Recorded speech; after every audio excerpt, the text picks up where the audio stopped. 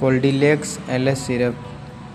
इसका इस्तेमाल श्वास नली में फंसे हुए बलगम को निकालने में इस्तेमाल लिया जाता है।